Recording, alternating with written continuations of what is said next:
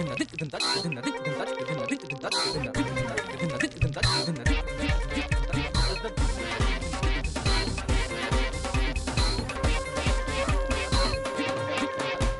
علیکم خواتین حضرات، حسب حال جنید سلیم، ناجیہ بیگ اور عزیزی۔ السلام علیکم۔ السلام علیکم ناظرین۔ یار اپنے نام بے شک سادے لے لیا کرو، سادے میرے نام کے ساتھ وہ القاب و آداب لگایا کرو، مجھے نہیں پتا۔ تو پتہ ہے میں اپنے دل پہ کتنا جبر کر کے بولتا ہوں وہ سب کچھ۔ جبر کر کے کیوں جی؟ میں اسرائیل کا وزیر اعظم ہوں۔ جان کی امان پاؤں تو کچھ عرض کروں؟ جی فرمائیے۔ آج اب پھر آدھا گھنٹہ لیٹ۔ آپ اگر چاہتے ہیں کہ میں روزانہ ٹائم پہ آؤں تو مجھے ہیلی کاپٹر سروس مہیا کر دیجیے۔ کیوں؟ ہم ہیلی کاپٹر پہ آتے ہیں روزانہ؟ یار دیکھو تو صحیح شہر کا کیا حال ہوا ہوا ہے۔ اچھے بلے گھر سے نکلتے ہیں، تھوڑا سا آگے جاتے ہیں تو آگے لکھا ہوتا ہے سڑک زیر تعمیر ہے، متبادل راستہ اختیار کریں۔ کھبیات ہو جائیں، آگے تھوڑا سا جائیں تو آگے لکھا ہوتا ہے سڑک زیر تعمیر ہے، متبادل راستہ اختیار کریں۔ سجیات ہو جائیں تو آگے تھوڑی دور جا کے لکھا ہوتا ہے متبادل راستہ اختیار کریں۔ مجھے تو ان کو 4 گھنٹے سے متبادل راستہ میں ڈھونڈ رہا تھا، وہی نہیں تھا مل رہا۔ تو یار تعمیراتی کام ہو رہے ہیں نا، اتنا تو سیکریفائز کرنا پڑے گا۔ یار سارے تعمیراتی کام ایکو باری شروع کر دینے ہیں، حد ہو گئی ہے تمہارے والی۔ انتخابات کا سال ہے نا، الیکشن ایئر ہے، اس لیے سارے جو فنڈز ہیں وہ اسی سال ریلیز ہوتے ہیں ہمارے یہاں۔ چلیں بہرحال مجھے لیٹ آنے پر افسوس ہے، لیکن میں معذرت نہیں کروں گا۔ یہ کیا مطلب؟ تمہیں افسوس ہے معذرت نہیں کرو گے، یہ کیا بات ہے؟ یہ اوباما پالیسی ہے۔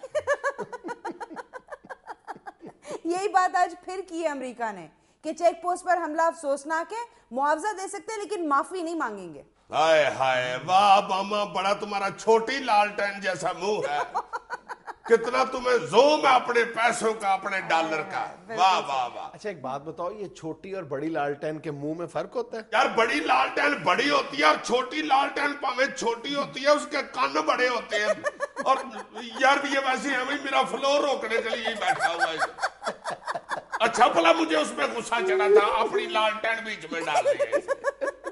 یہ تو دیکھو ذرا کتنا اس کو اپنے پیسے پر تکبر ہے۔ بالکل ایسے ہی۔ ڈالر اس کو لے دے جائے گا، دیکھنا۔ اس طرح کا ہمارے محلے میں ایک سنیارا ہوتا تھا، صرف پیسے ہونے کی وجہ سے ہر بندے کی بےزتی کر دیتا تھا، ہر بندے سے بد دعائیں لیتا تھا، معافی نہیں تھا مانگتا۔ پھر اب چبرجی میں معافی مانگ کے مانگتا ہے۔ اللہ اکبر، توبہ اللہ معاف کرے، اسے ہر بندہ کہہ رہا ہوتا ہے کہ بابا جی معاف کرو۔ توبہ۔ شاہ محمود قریشی نے کہا ہے کہ پیپلز پارٹی کا تصور اب ختم ہو چکا ہے۔ ہائے ہائے ہائے، کلے ہی جوان تھے شاہ محمود قریشی صاحب، جنہوں نے پیپلز پارٹی سنبھالی ہوئی تھی۔ جس دن یہ پارٹی چھوڑ کے گئے ہیں، پارٹی پنجے گر گئی ہے۔ اکیلے ایک پلر پر کھڑی تھی پوری پیپلز پارٹی، اور وہ تھا شاہ محمود پٹو، اپنا شاہ محمود قریشی۔ آج کل تو کسی بھی پارٹی کا کوئی بندہ پارٹی چھوڑ کے جاتا ہے نا تو تھوڑی دور جا کے پیچھے مڑ کے دیکھتا ہے، ڈگی نہیں ہلے۔ او میں تو چھڈ آیا، ماں ہلے بھی پارٹی کھڑی ہے۔ ہر سیاستدان کا اس وقت چڑے والا حساب ہوا ہے۔ چڑا جا کے کسی درخت کی پتلی شاخ پہ بیٹھتا ہے تو وہ شاخ ہلتی ہے نا، تو وہ آکڑ کے کہتا ہے آہا کیا طاقتیں ہیں میری، پورا درخت ہی ہلا دیا۔ بابر اعوان نے کہا ہے کہ پیپلز پارٹی حکومت سے زیادہ دمادم مست قلندر میں خوش رہتی ہے۔ ویسے معافی چاہتا ہوں بابر اعوان صاحب، اس دفعہ تو آپ نے حکومت میں رہ کے بھی پیٹ بھر کے دمادم مست قلندر کی ہے۔ ہاں تم دیکھ لو، پی آئی اے دمادم مست قلندر، ریلوے دمادم مست قلندر، واپڈا دمادم مست قلندر، دمادم مست قلندر، اور عوام بچاری پچھلے اندر دمادم مست قلندر، دمادم مست قلندر، دمادم مست قلندر، دمادم مست قلندر۔ سائنسدانوں کی تحقیق کے مطابق ہاتھی کی 6 انگلیاں بھی ہوتی ہیں۔ لو یار، یہ سائنسدانوں میں اور ہمارے سیاستدانوں میں رتی بھر کا فرق نہیں۔ کسی نہ کام کے ہمیں فضول صرف رونق میلہ لگانے کے لیے بیان دے دیتے ہیں۔ یہ ہے کوئی ریسرچ والی بات؟ یار ہاتھی کی 5 انگلیاں ہو 6 ہو کس لیے دیکھتے پھرتے ہو؟ اس نے کون سا گولیاں کھیل رہی ہیں بھائی؟ یا اس نے انگلی سے گٹار بجانا ہے؟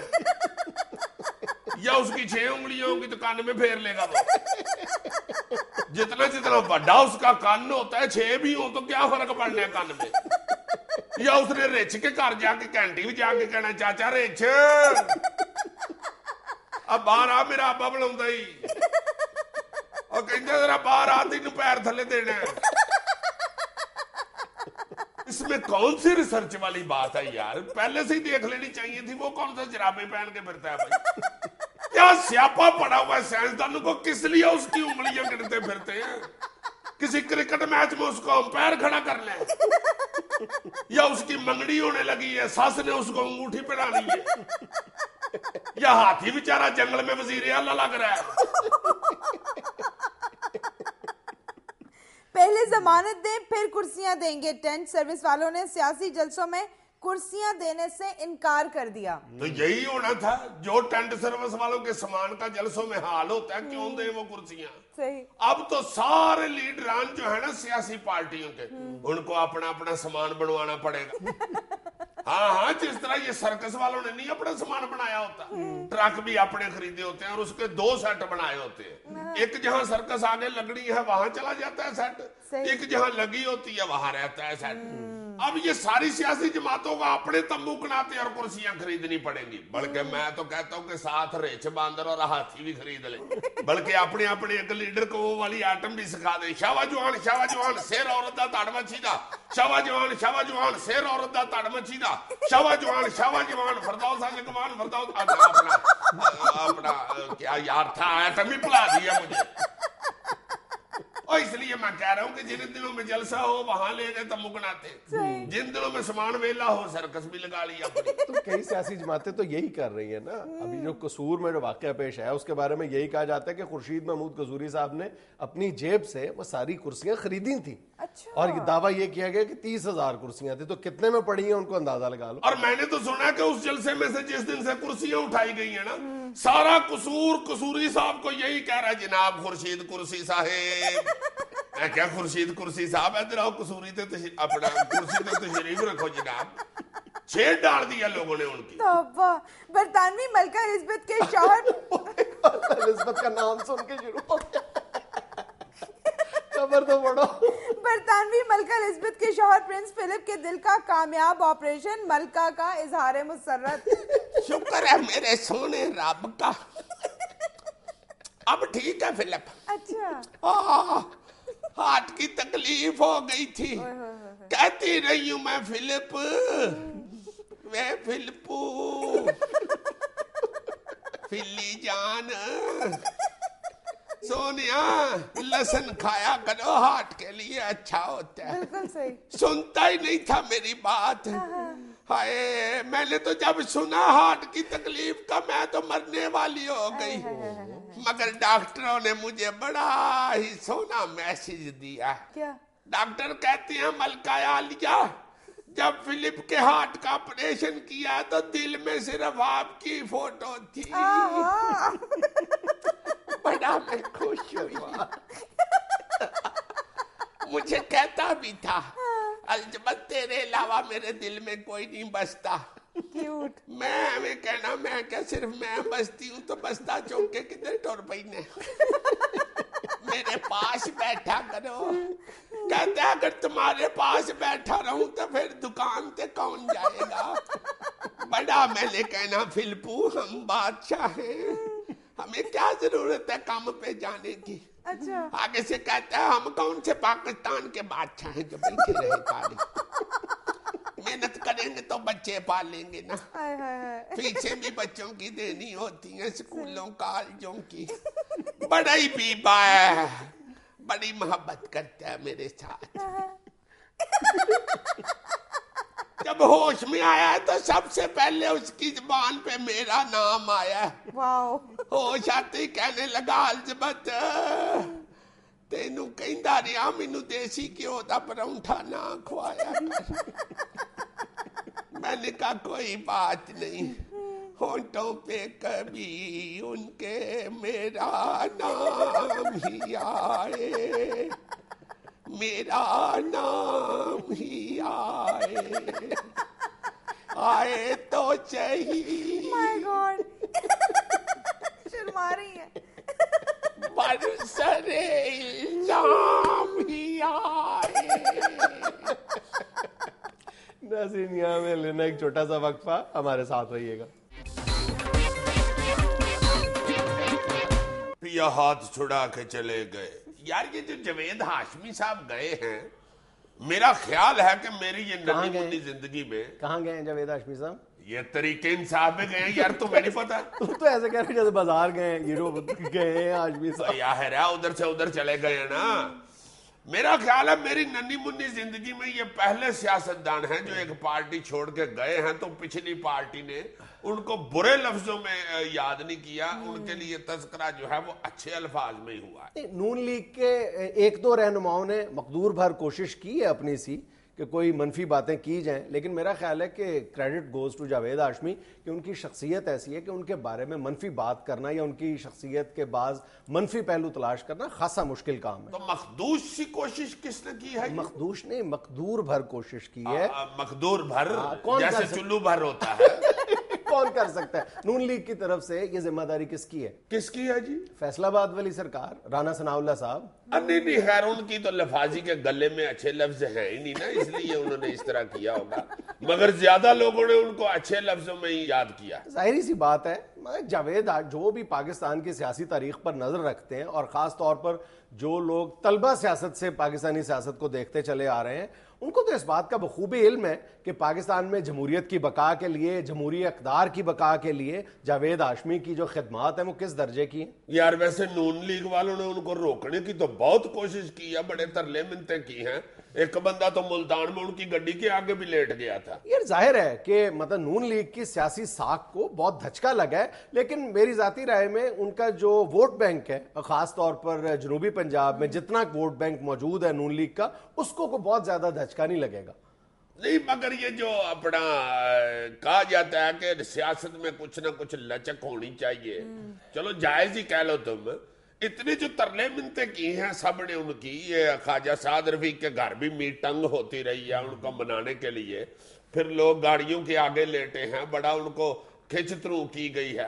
اس میں انہوں نے ذرا سوچنا تو چاہیے تھا کہ یار چلو اگر کو مجھے کو اعتراض ہے تو میں بیٹھ کے بات ہی کر لوں. میرا خیال ہے کہ سیاست میں جب آپ ملکی نظام کی بات کر رہے ہوتے ہیں تو پھر انسان کی جو پرسنل فیلنگز ہیں وہ تو پیچھے رہ جاتی ہیں. ہاں جاوید ہاشمی صاحب سے البتہ یہ سوال ضرور کیا جا سکتا ہے کہ آپ کی اتنی دیرینہ رفاقت تھی نون لیگ کے ساتھ، شریف برادران کے ساتھ، تو جب آپ پارٹی کے اندر موجود تھے تو آپ نے کون کون سا پلیٹ فارم استعمال کیا تھا، کون کون سے ذرائع استعمال کیے تھے اپنے اختلاف کے اظہار کے لیے؟ یہ ان سے ضرور پوچھا جا سکتا ہے. جبکہ نون لیگ کے لیڈران کے متعلق وہ کہہ رہے ہیں کہ میرے ساتھ ان کے بڑے اچھے تعلق تھے، نواز شریف میری بڑی عزت کرتے ہیں، شہباز شریف میرے فائٹ فرینڈ ہیں. تو پھر کون ان کو چھیڑتا رہا ہے یار؟ کو میرا خیال ہے پیچھے سے کوئی بچہ قمیض تو نہیں کھینچتا رہا. یہ ایک بڑا سوال ہے کہ انہوں نے خود کہا ہے کہ گزشتہ 1 سال سے وہ عدم اطمینان کا شکار تھے نون لیگ کی پالیسیوں کے حوالے سے. تو پھر ان سے یہ سوال کیا جا سکتا ہے. اب تو ظاہر ہے کہ یہ میخانہ ہے یا پگڑی اچھلتی ہے، اب تو ہر طرح کے سوال ہوں گے. عمران خان صاحب سے بھی کیے جائیں گے، وہ پسند کریں یا نہ پسند کریں. جاوید ہاشمی صاحب سے بھی جواب دینا پڑے گا.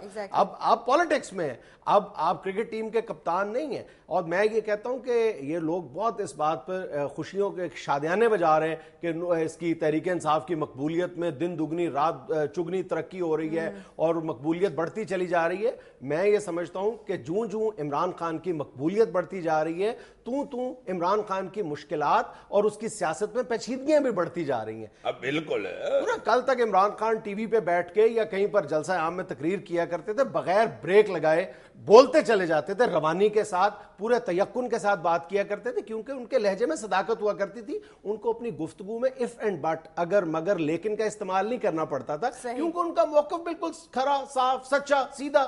لیکن اب جوں وہ یہ ہماری جو پاکستان کی سیاست کی علائشیں ہیں، یہ جس طرح ان پر اثر انداز ہوتی چلی جا رہی ہیں، ان کے موقف میں تو اف بٹ اگر مگر لیکن کے الفاظ بھی زیادہ آپ کو سننے میں ملیں گے. ہاں وہ اس طرح تقین کے ساتھ بات نہیں کر سکتے. تیقن کر لو تو ٹھیک تھے تقریباً. تیقن وہی یار یہ پکڑا نہ کرو بات کو. بالکل الٹ کر دیا نا، قریب بول دیتے. تو اسی وقت مجھے بولنے دیا کرو جب تم بولتے ہو، میں اس وقت مجھے یاد ہوتا ہے کیا کہا ہے تم نے. میں یہ کہنا چاہ رہا ہوں کہ عمران خان آج بھی قسمت کا بہت دھنی ہے. مطلب he is such a lucky person کہ جب کرکٹ میں تھا اس وقت بھی وہ قسمت کا تیز تھا, آج وہ قسمت کا اتنا تیز ہے عمران کہ اس کو اپنے جو سیاسی مخالفین ملے ہیں وہ اس طرح کے ہیں کہ آج بھی تمام تر کمزوریوں اور ریورس گیئر کے باوجود عمران خان کی جو سیاست کے حوالے سے جو اس کی اخلاقی ساکھ ہے, یعنی جو اس کی پولیٹیکل مورل سٹینڈنگ ہے, وہ آج بھی اپنے مخالفین سے بہت بلند ہے. اور اس بات کا جو ایڈوانٹیج ہے وہ عمران خان مسلسل لیتے چلے جا رہے ہیں. لیکن بہرحال اب عمران خان کو تھوڑی سی بریک لگا کر یہ سوچنا پڑے گا کہ یہ ایڈوانٹیج مجھے کب تک ملتا چلا جائے گا. ایک سٹیج آئے گی کہ جب آپ الیکٹیبلز کو تو اکٹھا کرتے چلے جاؤ گے, ان سیاسی قوتوں کو تو اپنے ارد گرد اکٹھا کر کے آپ یعنی اپنے مسلز مضبوط کرتے جاؤ گے کہ جو ووٹ حاصل کر سکتے ہیں. لیکن دیکھنا یہ ہے کہ کیا آپ ان کو اکٹھا کرنے کے شوق میں جن لوگوں نے ووٹ دینے ہیں آپ کو, ان کو تو نہیں لوز کرتے جا رہے. یہ ذرا صبر کر کے ایک لمحہ توقف کر کے عمران خان کو پیچھے مڑ کے دیکھنا پڑے گا. ہاں بالکل. اور میں یہ سمجھتا ہوں کہ ایک تو میں جو سمجھتا ہوں مجھے بھول جاتا ہے.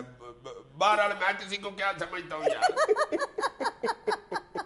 لیکن سر لوگوں کی میجورٹی ابھی بھی یہ کہتی ہے کہ عمران خان اپنے پرنسپلز پہ قائم ہے. نہیں, میں یہ نہیں کہہ رہا کہ عمران خان نے اپنے اصول یا جو پرنسپلز ہیں ان کو کمپرومائز کر دیا, بالکل ایسا نہیں ہے.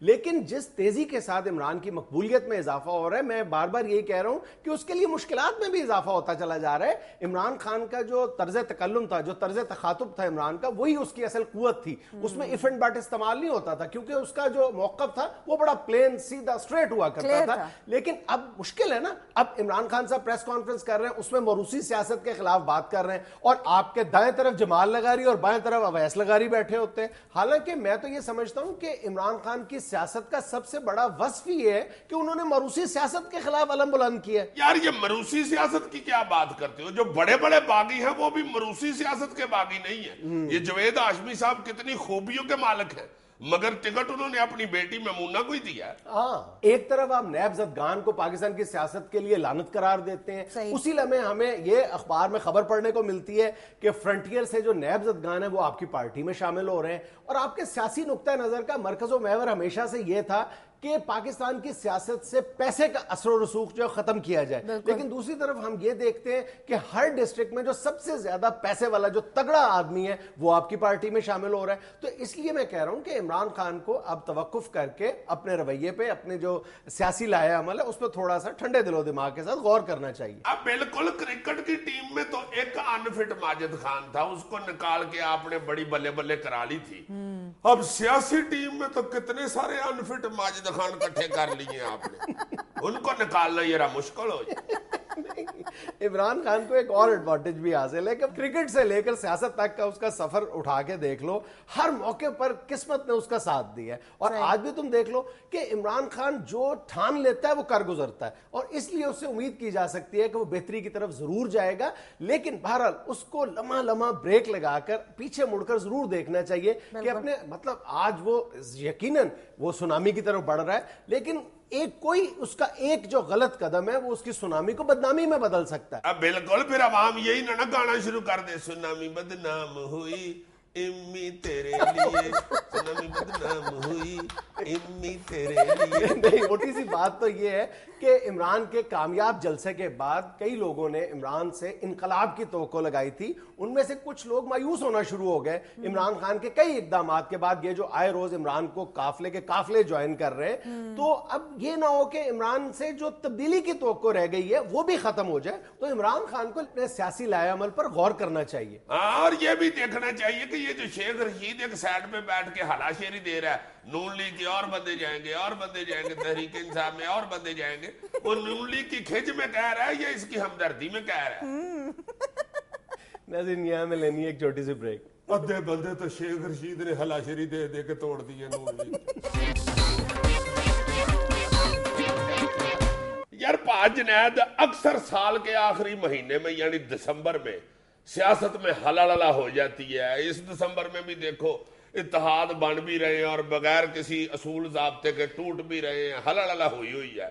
اور دسمبر میں ہی 25 دسمبر آ جاتی ہے اور مجھے قائد اعظم بہت یاد آتے ہیں کہ یار وہ سیاست کہاں گئی, اس کو کس نے فالو کیا ہے. آج کل بھی تم دیکھ لو کہ سیاسی بے اصولیاں اپنے نقطۂ عروج پر ہیں, اور قائد اعظم ڈے آن پہنچا ہے. نہیں تو یہ 25 دسمبر جو ہے یہ صرف ایک چھٹی ہی ہوتی ہے, اس کے علاوہ قائد اعظم کی شخصیت کے متعلق, ان کے کردار کے متعلق کوئی نہیں سوچتا.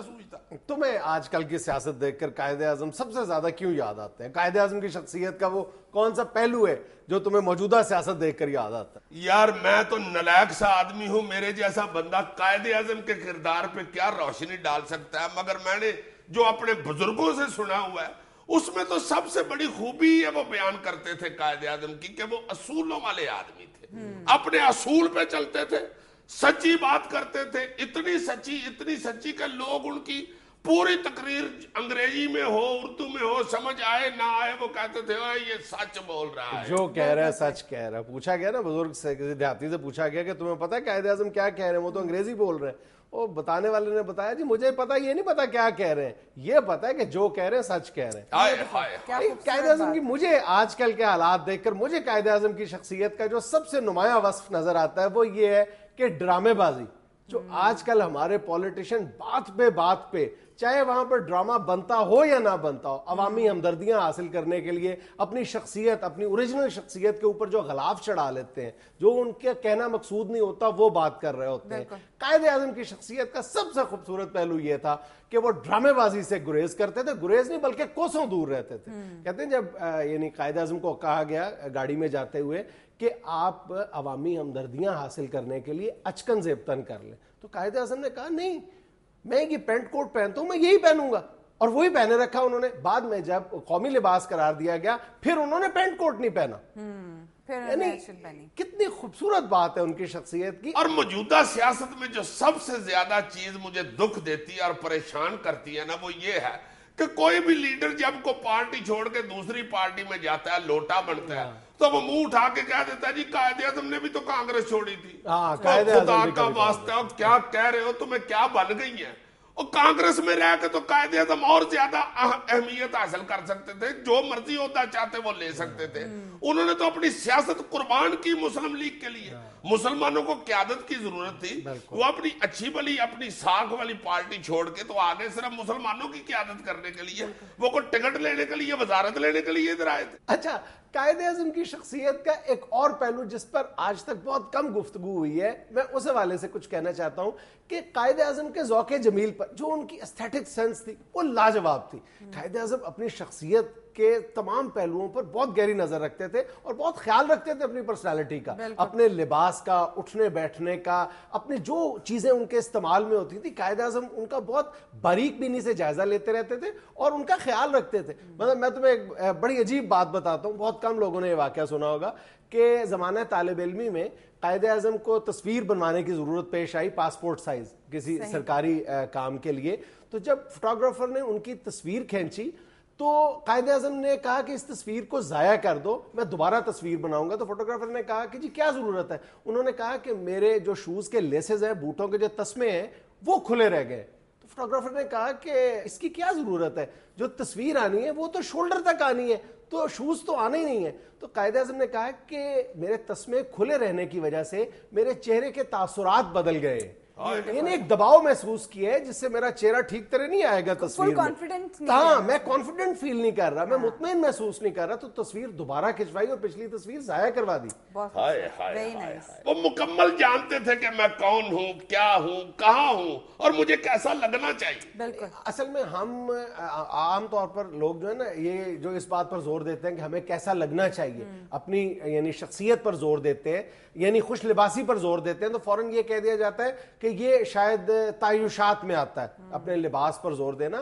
حالانکہ اپنی شخصیت کا خیال رکھنا, یعنی آپ کہاں پر کس طرح نظر آ رہے ہیں, اس چیز کی بہت اہمیت ہوتی ہے. ابھی 2-4 دن پہلے مختلف چینلز پہ ایک رپورٹ نہیں ہم دیکھ رہے تھے کہ ایک جرمن تحقیق کے نتیجے میں انہوں نے یہ بات بتائی ہے جرمنی میں کہ جو لوگ خوش لباس ہوتے ہیں, جو لوگ زیادہ یعنی جاذب نظر شخصیت کے مالک ہوتے ہیں, وہ نہ صرف یہ کہ ملازمت زیادہ آسانی کے ساتھ حاصل کر لیتے ہیں بلکہ ان کی ترقی بھی زیادہ ہوتی ہے. اور عام طور پر یہ سمجھا جاتا ہے کہ یہ بات صرف دفاتر میں خواتین کے بارے میں کہی جاتی ہے, حالانکہ اسی ریسرچ میں یہ بات سامنے آتی ہے کہ خواتین کی نسبت مردوں کو اپنی اچھی شخصیت کی وجہ سے جو ترقی ملتی ہے اس کا جو ریشو ہے وہ خواتین کی نسبت 33% زیادہ ہے. یار اسی ریسرچ کو پڑھ کے تو میں نے شروع سے گیلس لگانے شروع کیے.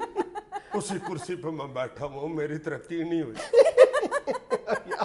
میں 25 دسمبر کے حوالے سے گفتگو کر رہا ہوں, تمہیں اپنی پڑی ہوئی ہے. ہاں 25 دسمبر کے حوالے سے ہی ہم اپنے مسیحی بھائیوں کو بھی بڑی دلی مبارکباد پیش کرتے ہیں اور دعا گو ہیں کہ اللہ تعالی ہمیں یکجہتی سے اور محبت سے اس ملک میں رہنے کی توفیق عطا فرمائے. اسی طرح آمین.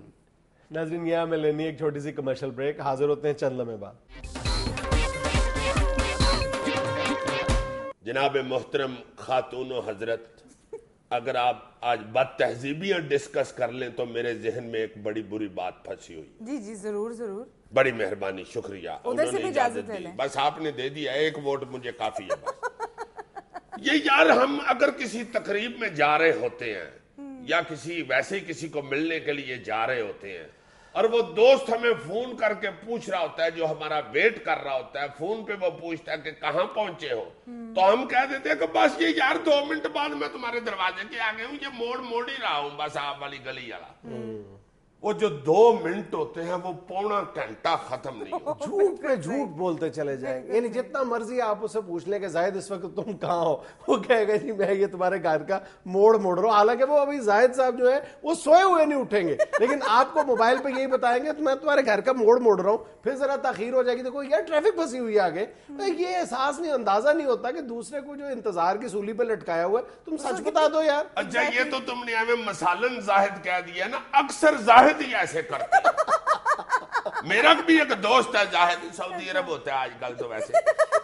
یار میں حیران ہو جاتا ہوں, اس کو قسمیں اٹھوا لے کہ یار صحیح بتاؤ کہاں ہو, اور بھائی آنے لگا ہوں ٹو یہ دیکھ نہیں رہے ہارن بج رہا ہے اور بسترے میں سویا ہوتا ہے. تو ہارن کہاں سے بجاتے ہیں؟ بھائی منہ سے بجا دیتا ہے, یہ دیکھ لو ہارن بج رہا ہے, فون پرے کر کے. اب اتنی دور فون ہو تو وہ ٹوں ہارن نہیں لگ رہا ہوتا ہے. بھائی کہتا جاتا ہے بس یہ یار بند کر دو فون, ٹانگا آگے آ گیا تھا. کون سا ٹانگا آ گیا تھا آگے, تمہارے تو رہائی آئی ہوئی ہے. ایسا وہ فراڈ کرتا ہے کہ 3 گھنٹے انتظار کراتا ہے اور گھر میں سویا ہوتا ہے, اور بندہ گھڑی دیکھ رہا ہوتا ہے, گھڑی گلی میں دیکھ رہا ہوتا ہے. یار کہہ تو رہا تھا ہارن بھی اس کا وجہ ہے, آج کدھر ہے وہ ٹانگا کون سا جو اس کے آگے آیا تھا, کدھر چلا گیا. اچھا ایک اور ڈائننگ ٹیبل پر بد تہذیبی دیکھنے میں یہ آتی ہے, یا دسترخوان پر آپ بیٹھے ہوئے, آپ کے ہاتھ سالن والے ہیں, یعنی آپ کے ہاتھ گندے ہیں. اس کے بعد آپ یہ بالکل اس احتیاط کا مظاہرہ نہیں کرتے کہ آپ ان گندے ہاتھوں سے گلاس نہ اٹھائیں, جگ کو ہاتھ نہ لگائیں. آپ بالکل بے احتیاطی کے ساتھ اپنے گندے ہاتھوں کی جو گندگی ہے وہ پوری ڈائننگ ٹیبل پر, پورے دسترخوان پر, جب تک آپ پوری طرح پھیلا نہ لیں آپ آرام سے نہیں بیٹھتے. گندگی تو نہیں کہیں گے, لیکن وہ سالن اور چکنے ہاتھ بہت عجیب دیکھنے میں برے لگتے ہیں نا. آپ اس گلاس میں پانی پیتے ہو بہت ان ایزی فیل کرو گے جس پر سالن کے نشان ہو. تو ذرا سی احتیاط کر لینی چاہیے, یا تو آپ اپنے ہاتھ دھو لیں یا خشک کر لیں, ٹیشو پیپر سے خشک کر لیں, یا دھو کے آئیں پھر آپ گلاس اٹھائیں. یا سالن والے ہاتھ کرنے سے پہلے اپنا جگ پکڑ کے گلاس بھر لے. گلاس تو چلو آپ کا ہے, وہ تو آپ کر لیں اس طرح کا, وہ بھی نہیں کرنا چاہیے. اب جگ کی جو وہ مٹھی ہے اس کو تو نہ گندا کر دیں جس کو ہر بندے نے پکڑنا ہے. میں چونکہ ایک تعلیم یافتہ آدمی ہوں, اس حوالے سے میں تعلیم پہ ایک بات کرنا چاہ رہا ہوں. اکثر سٹوڈنٹس جو ہیں آج کل کے, وہ لیکچر پہ توجہ دینے کی بجائے ایک دوسرے کو میسج بیٹھ کے کر رہے ہوتے ہیں کلاس. بالکل. اب وہ ایک لڑکا جو میسج کرنے والی شرارت کر رہا ہے, اس نے 4 دوسرے کلاس فیلوز کو اس میسج کی طرف لگایا ہوتا ہے, جو ٹیچر بیچارہ ادھر کلپ رہا ہوتا ہے بلیک بورڈ کے پاس کھڑا ہو کے, وہ بالکل یہ ہوا ہوتا ہے. اچھا یار ایک اور بد تہذیبی, بلکہ بد تہذیبی یہ کم ہے, قانون کی سرین خلاف ورزی ہے, وہ یہ کہ جن لوگوں کے گلی کی نکر پہ گھر ہوتے ہیں, موڑ پہ گھر ہوتے ہیں, بلکہ عام طور پر, یعنی ایک تو یہ کہ ہم جب گھر کے باہر لان بناتے ہیں یا باڑ لگاتے ہیں تو اس بات کا خیال رکھنا چاہیے کہ وہ ٹریفک میں خلل واقع نہ ہو, اور خاص طور پر جو گھر گلی کی نکر پر واقع ہوتے ہیں ان کو اس بات کا بہت زیادہ اس لیے خیال رکھنا چاہیے کہ ان کی باڑ سے جو روڈ کی کراسنگ جو ہے اس کا اندر سے آنے والا جو بندہ ہے اندر والی سڑک سے وہ اس کو باہر والی سڑک ہی نہیں نظر آتی. ایگزیکٹلی اس کا ویو بلاک کر دیتے ہیں. تو اس طرح آپ کی معمولی سی غفلت یا لاپرواہی جو ہے وہ کسی جانی یعنی نقصان کا سبب بن سکتی ہے. لیکن ہم اپنا لان جو ہے باہر کا وہ بڑے سے بڑا کرنے کے چکر میں لوگوں کی جانوں کے ساتھ کھیلتے ہیں. ایک اور بات ہے یہ بھی، یہ سردیوں والی میں جو کرنا چاہتا ہوں، آج کل خشک میوہ کھانے کا بہت شوق پایا جاتا ہے، سردیوں میں رواج ہوتا ہے. مونگ پھلی یا آپ چلگوزے وغیرہ یا کوئی اپنا اخروٹ وغیرہ لے کے آتے ہیں. تو اس میں ایک بات تہذیبی تو یہ ہوتی ہے کہ جو ابو گھر میں لے کے آتا ہے وہ مونگ پھلی وغیرہ کھاتے ہوئے اس کو بھی دینی چاہیے. اصل بات تہذیبی بتاؤ کیا کہنا چاہ رہا میں یہ کہنا چاہ رہا ہوں کہ ابو کی ڈیوٹی صرف مونگ پھلی لانے کی نہیں ہوتی، کھانے کی بھی ہوتی ہے. اصل بات تہذیبی یہاں سے شروع ہوتی ہے کہ ہم جب مونگ پھلی کھاتے ہیں وہ چونکہ چھلکے چھوٹے چھوٹے ہوتے ہیں اور اوپر جو دانے کے چھلکا ہوتا ہے لال رنگ کا وہ ہلکا بھی بڑا ہوتا ہے اور وہ اڑ کے بہت دور چلا جاتا ہے ایسے جب کرتے ہیں تو وہ جا کے تو رجائیوں میں بستروں میں بھی گھس جاتا ہے، کارپیٹ میں بھی گھس جاتا ہے. بچوں کو چاہیے کہ خشک میوہ جات یعنی مونگ پھلی کھاتے ہوئے ابو کا بھی خیال رکھیں اور چھلکے اڑانے سے بھی پرہیز کریں. بالکل صحیح. اور اس مظلوم ابو کا ضرور خیال رکھیں جو بیچارہ مونگ پھلی لے کے بھی آتا ہے اور اس کو ملتی بھی نہیں اور بعد میں مونگ پھلی کے چھلکے بھی وہ اکٹھے کرتا ہے اور اگر کوئی 2-3 چھلکے کہیں نظر نہ پڑے اس کی رہ جائیں تو بعد میں بچوں کی امی سے اس کی بےزتی بھی ہوتی ہے. اچھا ایک بات ایسی بھی اور ہے چھوٹی سی، جس وقت آپ کے گھر میں کوئی نیاز یا کوئی اس طرح کا سامان آتا ہے محلے داروں کی طرف سے تو ہم اکثر یہ کرتے ہیں کہ فوراً اپنی پلیٹ میں اس سامان کو، چاولوں کو شفٹ کر کے وہ پلیٹ ویسے ہی دے دیتے ہیں دھوئے بغیر. ہمیں محل سے اسے صاف کر کے طریقے سے ان کو واپس کرنی چاہیے. بلکہ پہلے تو یہ لازمی سمجھا جاتا تھا کہ آپ کے گھر میں جو بھی چیز پکی ہوئی ہے آپ اس خالی برتن میں وہ چیز ڈال کے تو واپس بالکل خالی نہیں واپس ہے. ہاں چلے چیز نہ بھی ڈال کے دے اگر تو پلیٹ کم از کم دھو کے واپس کرنی چاہیے. اور خاص طور پہ ان خواتین کو جن کے خامد کو برتن دھونے کی تکلیف اٹھانی پڑتی ہے. ناظرین ایک چھوٹا سا وقفہ. ناظرین سال کے اختتام پر اپنے اسٹوڈیو میں ہم نے ایک بار پھر اس ملک کے ایک معروف ایسٹرولوجسٹ جناب بی ایم انجم صاحب کو دعوت دی ہے. آئیے ان سے ملتے ہیں. ارے انجم صاحب یہ کیا کر رہے ہیں؟ ہاتھ سیدھا کر کے لکیریں دیکھتے ہیں. میں لکیریں نہیں دیکھ رہا، میں تو یہ دیکھ رہا ہوں کہ سردی کی وجہ سے ہاتھ کتنے خشک ہو گئے ہوئے. آپ کے پاس کوئی ہینڈ لوشن ہوگا؟ نہیں. Thank you. خشکی دیکھنے کے لیے آپ محبت سے استعمال کرتے ہیں؟ جی میں ہر چیز اسی سے دیکھتا ہوں. جی میں تو فلم دیکھنے جاؤں تو اسے ساتھ لے کے جاتا ہوں، بلکہ سوتے ہوئے بھی سرانے کے نیچے اسے ضرور رکھتا ہوں. خواب بھی اسی سے دیکھتا ہوں. مگر کیوں؟ جی یہ اصل میں یہ میگنیفائی کر دیتا ہے نا، چیز کو بڑا کر کے دکھاتا ہے. یہ ایک پامسٹ کا میڈیا ہوتا ہے. کیا مطلب؟ یہ بھی بات کو بڑا چڑھا کے پیش کرتا ہے نا، اس لیے. اچھا بی ایم انجم صاحب، یہ بی ایم انجم کیا ہے آپ کا نام؟ یہ اصل میں بہت موٹا انجم. اچھا جی میں بچپن میں بہت موٹا ہوا کرتا تھا، اس لیے میں نے سوچا کہ اپنا نام بی ایم انجم ہی رکھ لوں. ویسے بھی یہ نام ذرا قیمتی سا لگتا ہے، اگر بی ایم ڈبلیو نہیں تو چلو بی ایم انجم تو آپ کے پاس ہے. اچھا چلیں انجم صاحب یہ فرمائیں کہ پچھلے سال جو آپ نے پیش گوئیاں فرمائی تھیں سال کے والے سے، وہ تو آلموسٹ ساری کی ساری غلط ثابت ہوئی ہیں. کیوں بھائی؟ میری ساری پیش گوئیاں صحیح ثابت ہوئی ہیں. آپ نے فرمایا تھا کہ جی اس سال جاوید ہاشمی جو ہیں وہ نون لیگ کے لیے اثاثہ ثابت ہوں گے، انہوں نے تو آج پارٹی چھوڑ دی. نہیں، پارٹی چھوڑنے یا نہ چھوڑنے کا میں نے نہیں تھا کہا. میں نے یہ ضرور کہا تھا کہ وہ نون لیگ کے لیے اثاثہ ثابت ہوں گے. اب نون لیگ کے اندر رہ کے کبھی ان کی تعریفیں اتنی ہوئی تھیں جتنی چھوڑنے کے بعد ہوئی ہیں. یہی اثاثہ ہوتا ہے نا جی. انجم صاحب آپ نے وینا ملک کے بارے میں فرمایا تھا کہ اس سال وہ ملک کا نام روشن کرے گی. جی میں نے یہ کہا تھا کہ وینا ملک انڈیا سے سارے ثقافتی بدلے اتارے گی. تو آپ نے اس کی تازی تصویریں نہیں دیکھی؟ اس نے سارے بدلے اتارے ہوئے. مجھے اچھی طرح یاد ہے آپ نے پورے یقین کے ساتھ فرمایا تھا کہ اس سال شیخ رشید صاحب شادی کر لیں گے. کہاں کی ہے انہوں نے شادی؟ اور جناب ایک کیا، اس سال کئی شیخ رشیدوں نے شادی کی ہے.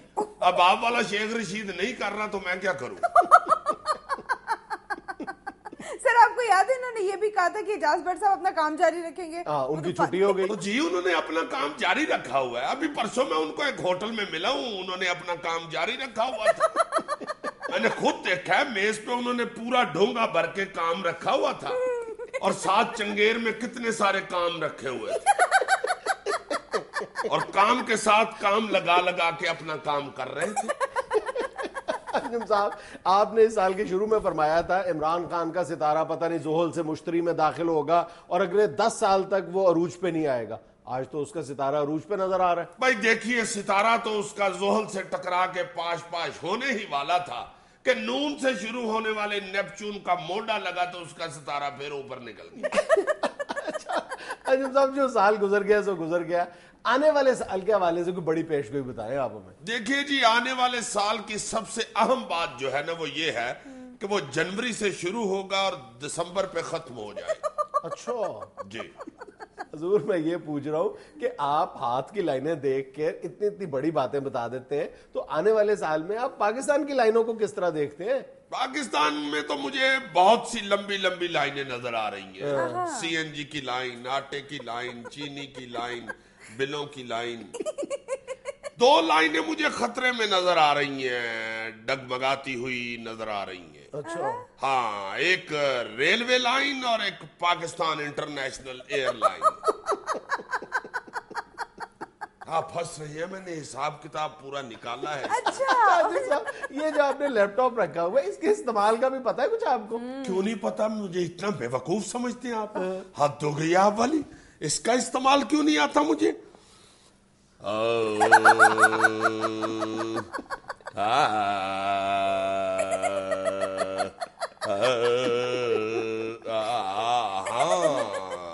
سے یاد آیا, اگلا سال پرویز مشرف کے لیے بڑا اہم ہے.